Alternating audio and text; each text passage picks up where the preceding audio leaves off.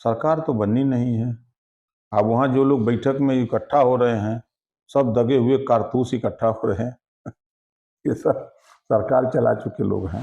तो लोगों को अपने अपने सावधानी बरतना चाहिए। अपने हमारा नाम है कि नहीं है ये तो देखना चाहिए। विपक्ष के लोगों को कोई काम तो है नहीं, सरकार के खिलाफ खाली बोलने का है।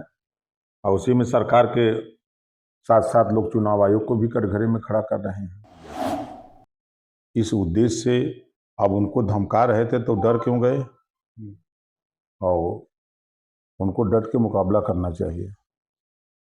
अब देखिए, कंप्यूटर की गड़बड़ी से ऐसा हो सकता है, और अगर नहीं है तो उनको अपना नाम इसी नाते वोटर लिस्ट में किसका नाम छूट गया है किसका नाम नहीं है, तो आपत्तियां भी ली गई हैं। चुनाव आयोग ने आपत्ति ली है। तो लोगों को अपने अपने सावधानी बरतना चाहिए। अपने हमारा नाम है कि नहीं है ये तो देखना चाहिए। उनका विषय है, चुनाव आयोग का विषय नहीं है। चुनाव आयोग दावा कर रहा है कि दावे और आपत्ति अवधि 1 अगस्त से 1 सितंबर तक है। अगर किसी भी पात्र मतदाता का नाम छूट गया है तो वो अपना कर सकता है, बीएलओ के पास आवेदन कर सकता है। अभी तक बीएलओ के पास 24 घंटे के अंदर किसी भी राजनीतिक दल ने बीएलओ के पास ऐसा मामला नहीं आया है। तो चुनाव आयोग, मैं तो पहले कहा ना कि अगर किसी का नाम मतदाता सूची से छूट जाता है किन्हीं कारणों से तो उसकी आपत्तियां ली जाती हैं। हर बूथ पर बीएलओ नियुक्त हैं कि वो जा करके अपना वोटर, अगर नाम नहीं है तो नाम चढ़ा लें, कट गया है तो उनके पास एविडेंस है वो दें, अपना नाम चढ़ जाएगा, कोई दिक्कत नहीं है। बार बार चुनाव आयोग ये भी कह रहा है कि वो समझ नहीं पा रहे हैं कि बेबुनियाद आरोप क्यों लगाए जा रहे हैं। वो विपक्ष के लोगों को कोई काम तो है नहीं, सरकार के खिलाफ खाली बोलने का है। और उसी में सरकार के साथ साथ लोग चुनाव आयोग को भी कटघरे में खड़ा कर रहे हैं। शरद पवार की पार्टी एनसीपी ने विधायक जितेंद्र राव ने शनिवार को कहा कि सनातन धर्म ने भारत को बर्बाद कर दिया। ऐसा कोई धर्म कभी ना था ही और ना है हिंदू धर्म की अगुवाई की। देखिए, अब नेता चर्चा में बने रहने के लिए इस तरह के बयानबाजी करते रहते हैं। बाबा साहब डॉक्टर अंबेडकर जी ने संविधान में व्यवस्था दिया है, सभी धर्म के लोगों को अपने अपने हिसाब से पूजा पाठ करने का, रहने का, मानने का सबको अधिकार है। वो बाबा कह रहे हैं कि सनातन धर्म ने छत्रपति शिवाजी का राजसेवक रोक दिया है, छत्रपति संभाजी महाराज जी का बदनाम कर दिया है।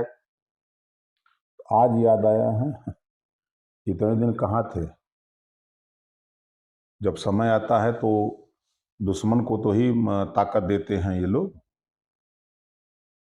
दिल्ली में 2025 वार्षिक विविध सम्मेलन होने जा रहा है, जिसमें राहुल गांधी ने कहा है कि जब मैं कृषि कानून से खिलवाड़ के लिए लड़ रहा था तब अरुण जेटली ने मुझे धमकाने भेजा था। उन्होंने कहा कि अगर तुम सरकार के विरोध में काम करोगे तुम्हारे ऊपर कार्रवाई होगी। देखिए, समय समय पर अधिवेशन होते रहते हैं, बहुत सी चीज़ों की जानकारी वहाँ मिलती है और लोगों को जानकारी दी जाती है। इस उद्देश्य से अब उनको धमका रहे थे तो डर क्यों गए? और उनको डट के मुकाबला करना चाहिए। अमेरिका द्वारा 25% शुल्क लगाने के बाद प्रधानमंत्री नरेंद्र मोदी ने कहा है कि अपना स्वदेश सामान को ही उत्पादन में समर्थन देने के लिए कहा है। तो अच्छी पहल है कि भारत खुद अपने यहाँ चीज़ें पैदा करे, किसी के भरोसे क्यों है? बहुत सी चीजें हैं जो यहाँ पे टेक्नोलॉजी के हिसाब से नहीं हो पा रही, तो स्वदेश उत्पादन के नहीं तो टेक्नोलॉजी पैदा किया जाए। जैसे कि मोबाइल को ही अगर ले लिया जाए, अपने देश में नहीं था, आज अपने देश में मोबाइल पैदा बनने लगी। तो टेक्नोलॉजी का इस्तेमाल किया जाएगा और किया भी जा रहा है। बिहार चुनाव को लेकर एनडीए गठबंधन 7 अगस्त को दिल्ली में बैठक कर रही है, जहां फारूक अब्दुल्ला और नेशनल कांग्रेस अध्यक्ष फारूक अब्दुल्ला ने कहा कि 7 अगस्त को दिल्ली में विपक्ष की बैठक बुलाई गई। बैठक करें, बैठक करने से क्या होगा? सरकार तो बननी नहीं है। अब वहाँ जो लोग बैठक में इकट्ठा हो रहे हैं, सब दगे हुए कारतूस इकट्ठा हो रहे हैं। ये सब सरकार चला चुके लोग हैं। बिहार चुनाव के लिए आपकी पार्टी क्या रणनीति है? देखिए, मैं अभी गया था वहाँ, अपने पार्टी के प्रदेश की बैठक किया था। 32 जिले के जिलाध्यक्ष सहित हमारे तमाम मंडल प्रमंडल के और प्रदेश के नेता जुटे थे, और हम लोगों ने 156 सीटों पर चुनाव लड़ने की तैयारी बना चुके हैं। प्रयास हम लोगों का हो रहा है कि हम लोग एनडीए गठबंधन के साथ मिलकर के जो सीटें मिले लड़ा जाएगा।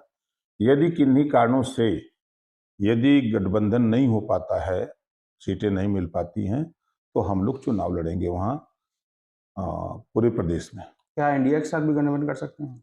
नहीं है इंडिया के साथ गठबंधन, हम अलग मोर्चा बनाएंगे। तो बिहार में क्या ऐसा लगता है कि आपके साथ गठबंधन नहीं होगा? जैसे बातचीत तो दिल्ली माननीय अमित शाह जी से भी हुई, नड्डा जी से भी बात हुई, बिहार के सभी नेताओं से भी बात हुई। बाई इलेक्शन जब हुआ तो उस समय भी लोगों को जेहन में बात आ गई कि नहीं, भारतीय समाज पार्टी की वजह से हम लोग चुनाव जीते हैं, नहीं तो हम लोग हार जाते। तो ये तो मैसेज है लोगों में, तो हमको उम्मीद है गठबंधन होगा। अगर गठबंधन नहीं होगा तो पूरी सीटों पे आप नहीं, पूरी सीटों 156 सीटों पर चुनाव लड़ेंगे। अकेले लड़ेंगे कि किसी के साथ? नहीं, मोर्चा बनाएंगे, एक अलग फ्रंट हम लोग भी तैयार करेंगे वहाँ। तो क्या लगेगा अलग फंड तैयार करने के फिर बिहार चुनाव किस दिशा में जाएगा? अब दिशा चाहे जहाँ जाए, हम लोगों का उद्देश्य है कि हम लोगों के भी जो वंचित शोषित लोग हैं, अति पिछड़े लोग हैं, उनको हिस्सेदारी क्यों नहीं मिल रही है। आज़ादी के बाद तक आज तक एक भी राजभर का बेटा, प्रजापति का बेटा, राजवंशी का बेटा, रजवार का, राजधोप का बेटा, पाल का बेटा, लोहार का बेटा, एक निषाद का, बिंद का, इनको हिस्सेदारी क्यों नहीं मिल रही है? क्या कारण है?